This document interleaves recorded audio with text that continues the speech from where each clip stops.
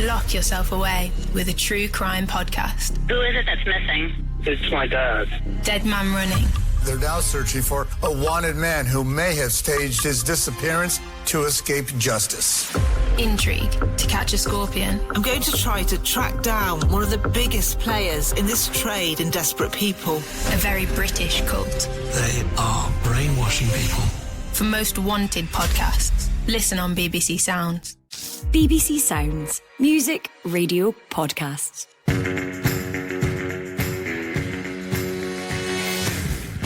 Hello and welcome to the Scottish Football Podcast. I'm Jonathan Sutherland, and in this special episode we'll preview the fifth and final Old Firm derby of the season as the Glasgow Giants, Celtic and Rangers meet in the Scottish Cup final. Kyogo, Maida wants it, decides to go alone! And what an outstanding goal that is! Breaks back towards Sheba, goal! McGregor spins away from goal, rolls it back left, feet finds O'Reilly! Now it's Matondo, chips it towards goal! What the finish!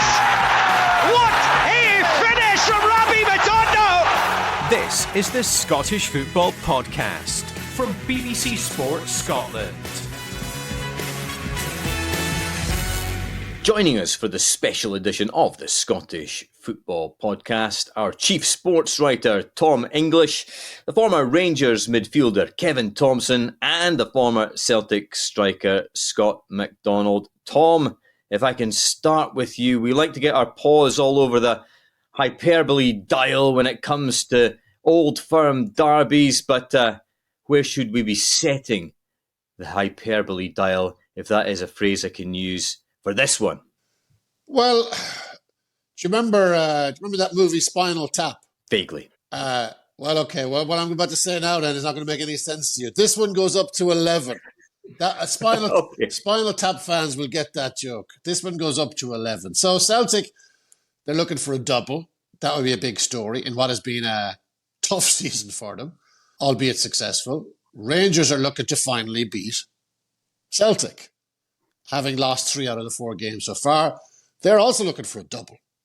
So, yeah, there is no very few games. Maybe the game at the end of last season, the 3-0 game at Ibrox, was a kind of a dead rubber.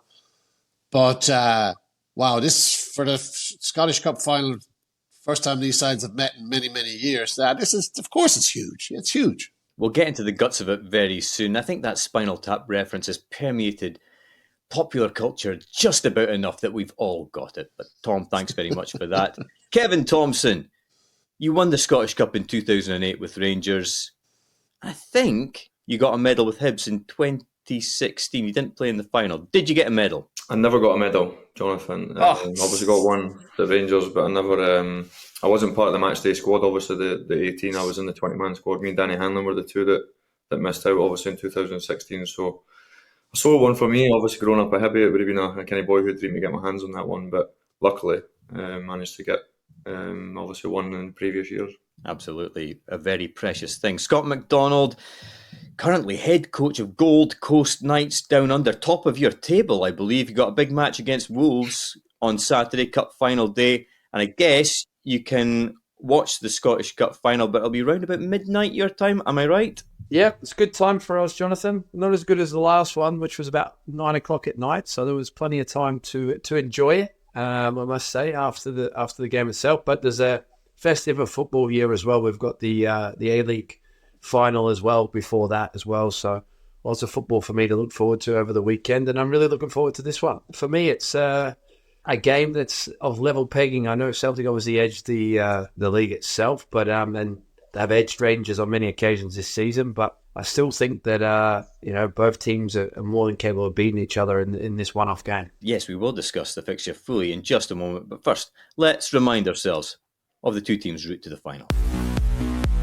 It's about getting to the final, and 25th of May will be a really special day here, and we're in that final. So it makes me really pleased. Palmer, past one, lines up the shot with the left foot, and he's found the bottom corner.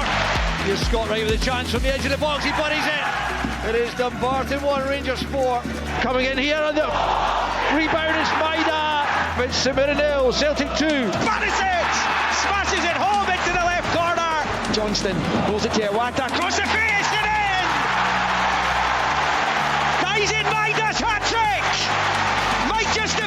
Celtic through to the semi-finals. Lundstrom threads it to Silva on the edge of the box. Good touch, brilliant from Silva, and he buries it. That will be that. Rangers can book their ticket for Hampden. It is 9-man Hibernian now, Rangers 2. Killian Phillips against Joe Hart. Up he steps, right footed, save! Celtic are into the Scottish Cup final! It's opened up beautifully for Campbell all the way himself. He finds Dessers. Good save, Gordon. Back to Dessers, looking to finish this semi-final! And he surely has done now! Obviously, when you score 2 goals in a semi-final, you have to be happy with that. And we want more. We don't want to stop here. We don't want this, only this. We want to get more, and we want to win the final as well.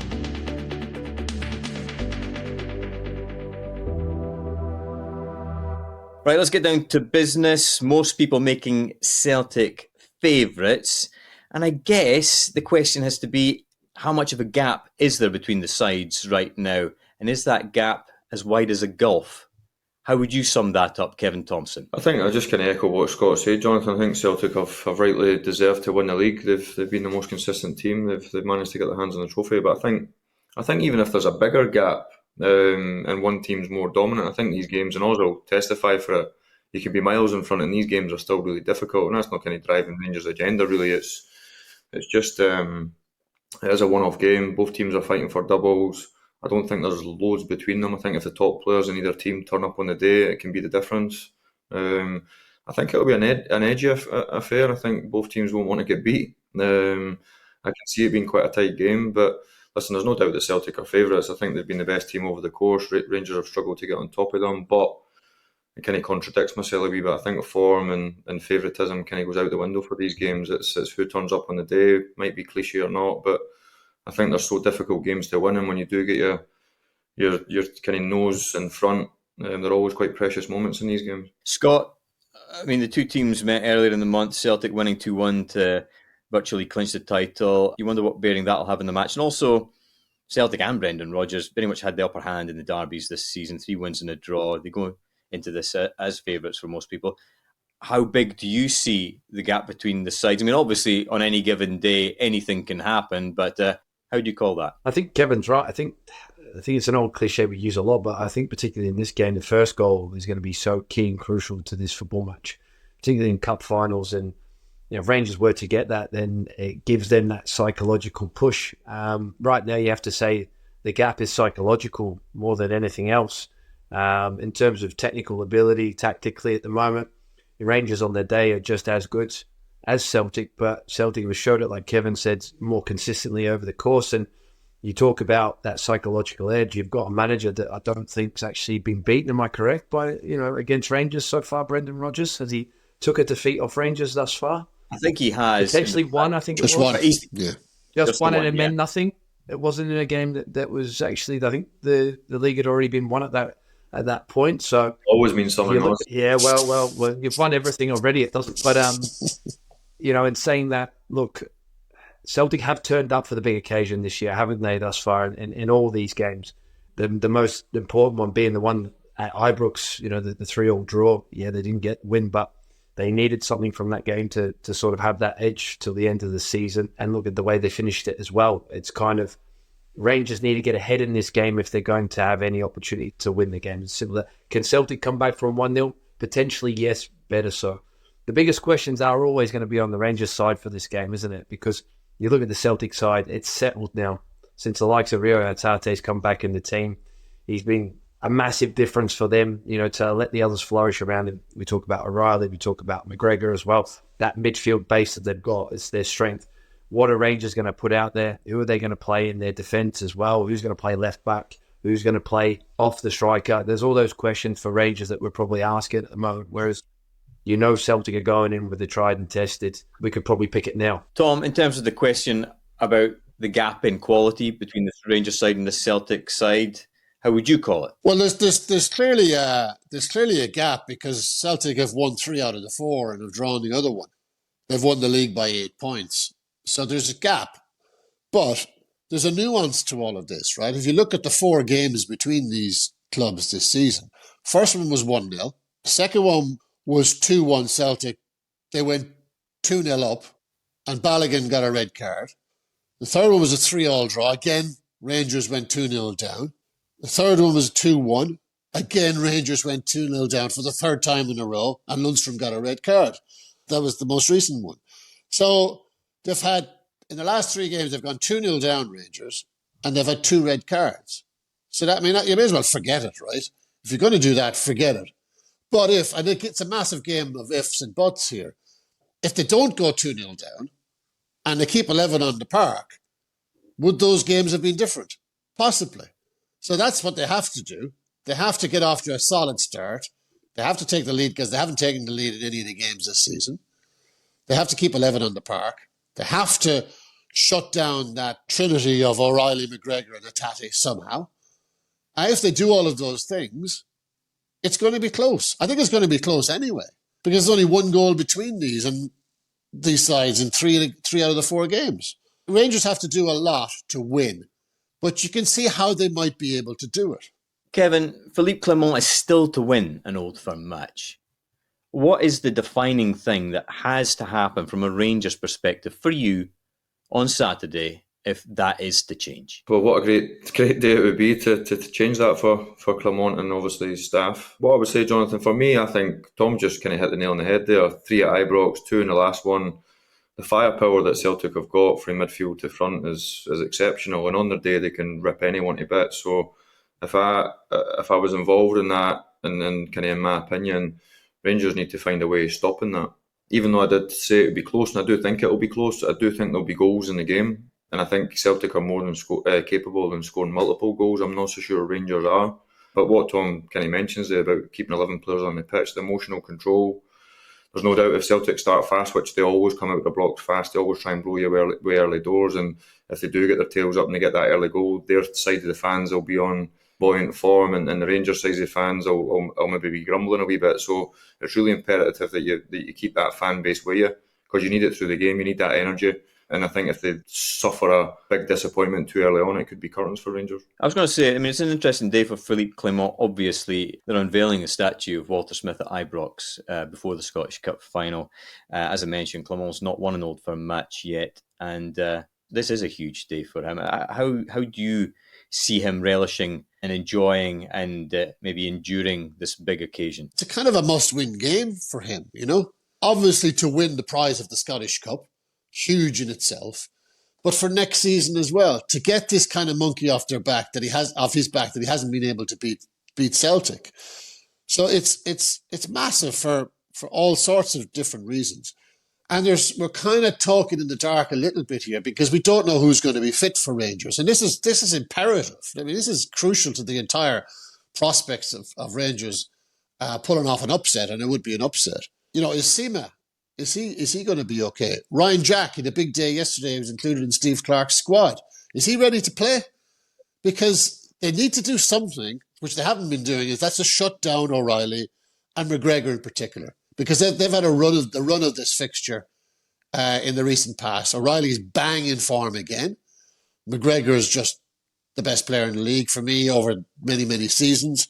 Hatate is a very dangerous player. If they can't find the personnel and the energy to close those guys down, they're not going to win the cup final. Scott, in terms of Brendan Rodgers, he's got a phenomenal record when it comes to the Scottish Cup. He's got a phenomenal record when it comes to Old Firm derbies. I mean, he's got the highest percentage win rate of any manager in Old Firm derby history. You're obviously in your sort of early stages of your own managerial career. When you look at Brendan Rodgers, what is it? What's his secret to his success on this stage? Well, one, having a very good squad for starters, having a belief in himself.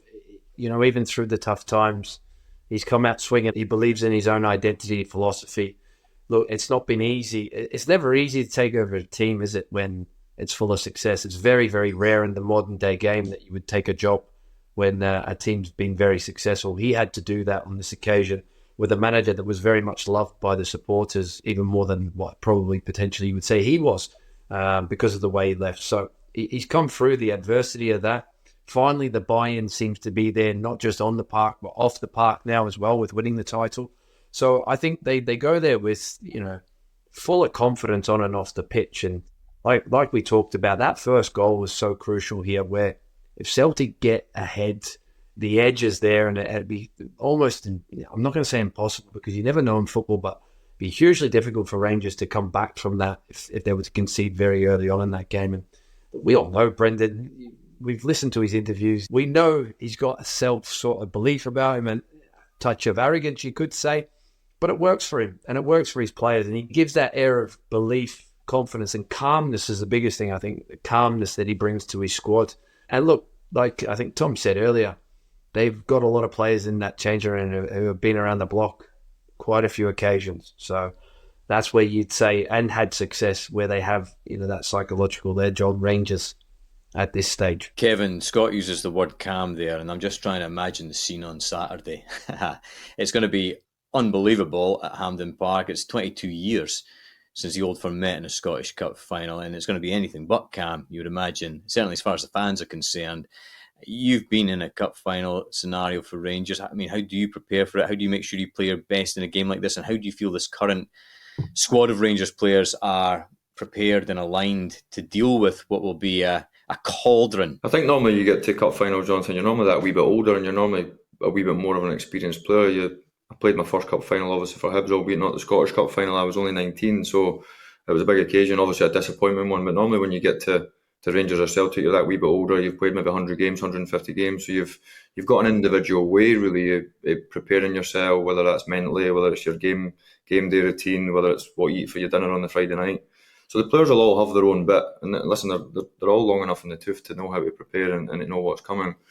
What Scotty said there is the calmness is so important. Emotional control for me, what John Lundstrom let himself down the last game, is so important. And you think a Callum McGregor getting a yellow card early doors, I think he's got the emotional control and the experience to go and play 70, 80 minutes in an Old Firm in the cauldron, winning or losing, and be able to have that cool head when it really matters. Could that be the difference in the final equation results-wise, do you feel, on Saturday, Kevin? That sort of mentality, that sort of character? Could be. Listen, I'm as fiery as Oz was, do you know what I mean? We were both kind of played on the cuff, and a lot of players do, but it's I also think you're getting a yellow card in an Old Firm at Celtic Park after 7 or 8 minutes and managing to play the next 80 to 85 minutes and have the emotional control and the composure to make another silly tackle and let my team down. Listen, I've let my team down many times on other occasions, but I think that's that'll be paramount, I think, to think of Hatate, O'Reilly, Callum McGregor, the control they've got, the swagger they've got. Rangers need to meet that full on. And as I mentioned earlier,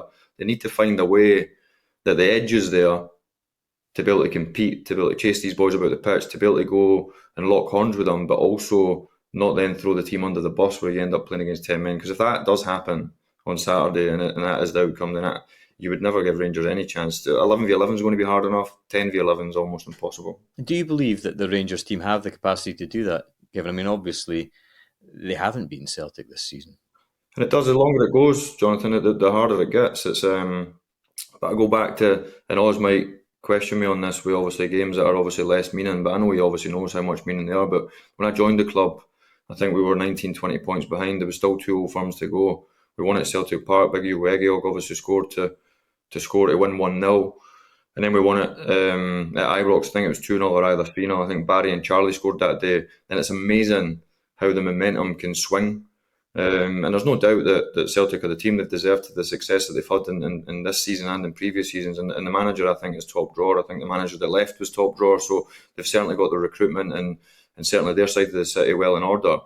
But it's amazing how football can change so quickly, Jonathan. And I think, touching on one of Tom's points earlier, the narrative totally changed for this Rangers team in the club. There's a buy-in for the fans. There's a different feel factor.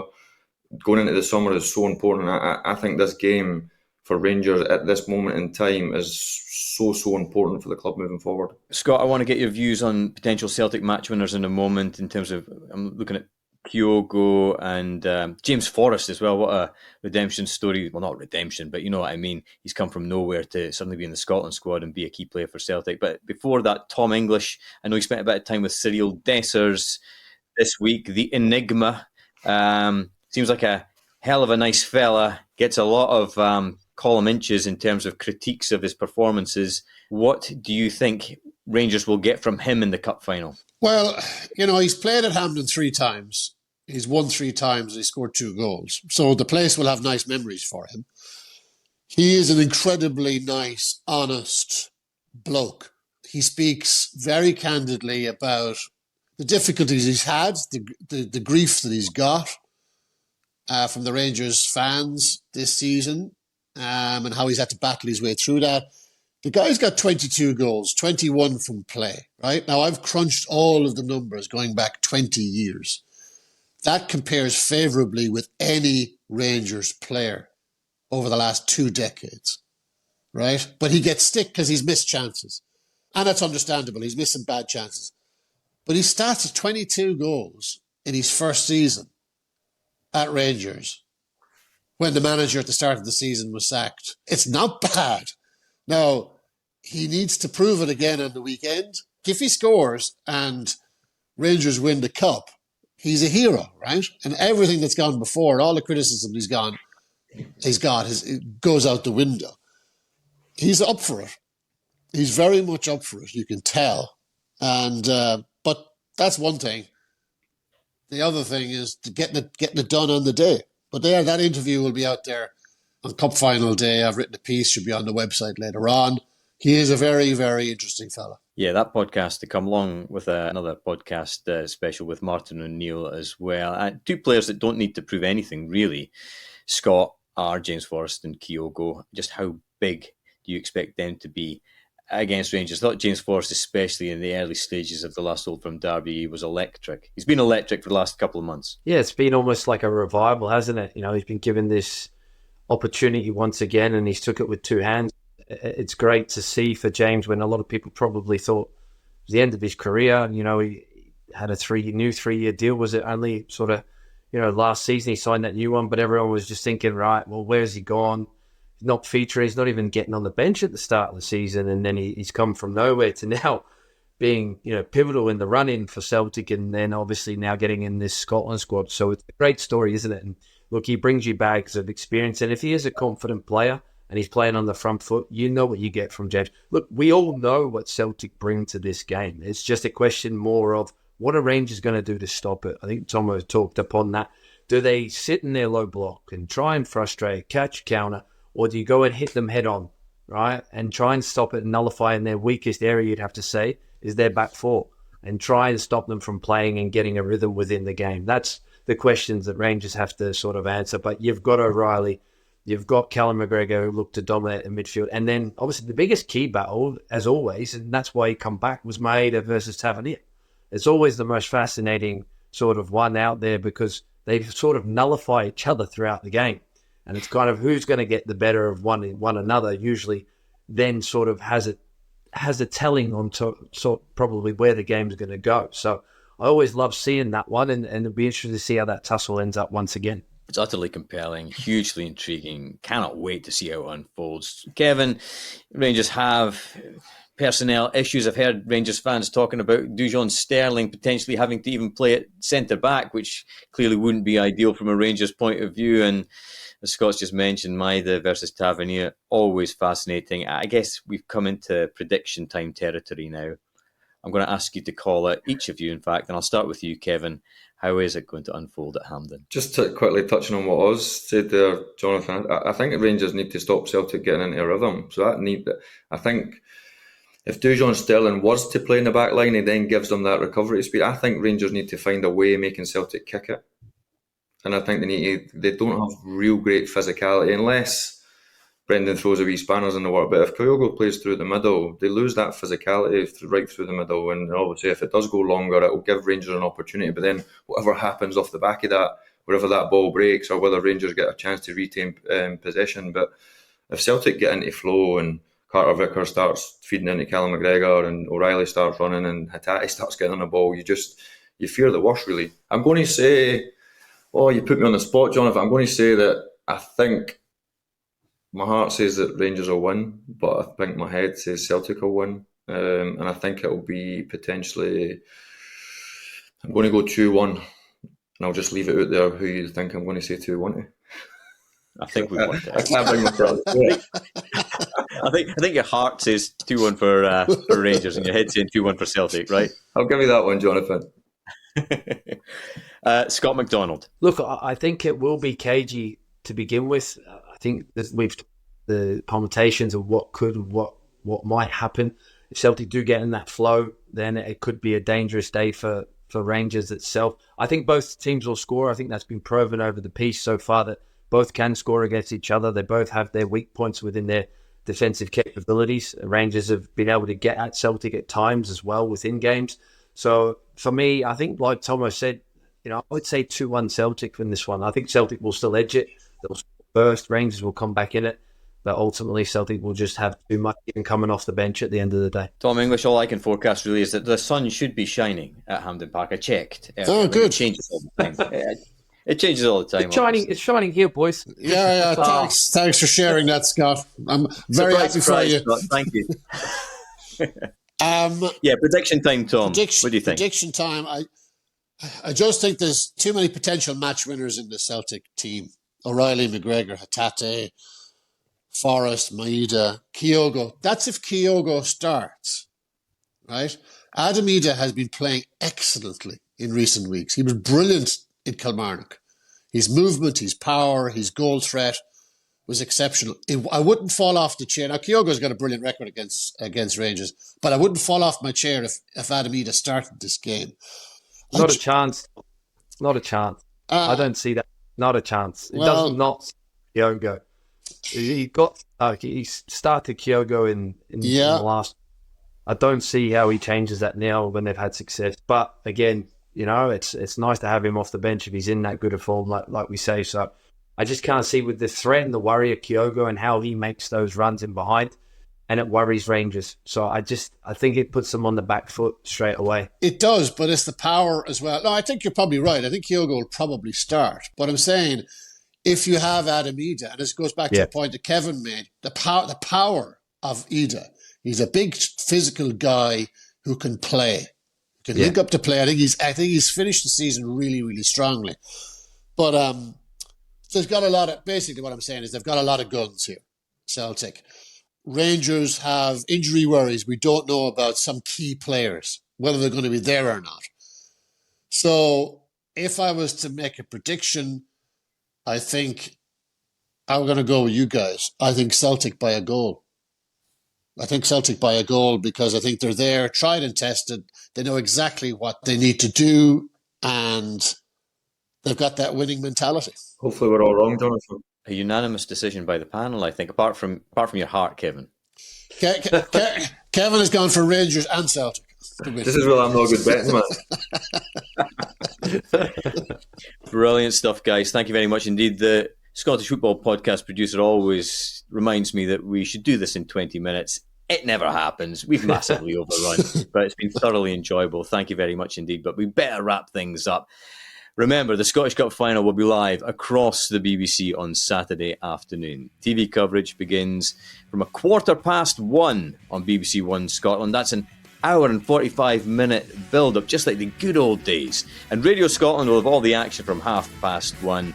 And of course, you can follow everything online at the BBC Sport Scotland website and the BBC Sport mobile app. And look out for a couple of very special bonus editions of the Scottish Football Podcast out later this Friday afternoon with the Rangers striker Cyril Dessers in conversation with Tom English and the former Celtic manager Martin O'Neill, who chatted to me earlier today. As ever, follow or subscribe wherever you listen so you do not miss out. Scottish football, the gift that keeps on giving. Thanks for listening. Sacked in the Morning is back. I got the ball and I put it on the spot, and as I got up, it was literally the best feeling I've ever had. And believe me, I spent a lot of money on feelings in my life. Joining Craig Levine and myself, Amy Irons, will be some of football's top managers, best characters and most colourful players as we reveal what exactly goes on inside the dugouts and dressing rooms up and down the country. We had a lad the other week and I saw him, he was playing, the first half he was playing the opposite wing. He had a set of gloves on and short sleeves. And I thought to myself, I can't wait till next half till he comes near me. As the manager comes in, he smashes the door open, the jacket's off, shirt sleeves are up. We're thinking, here we go. We're all nudging each other like school kids and giggling. Sacked in the Morning. Listen now on BBC Sounds.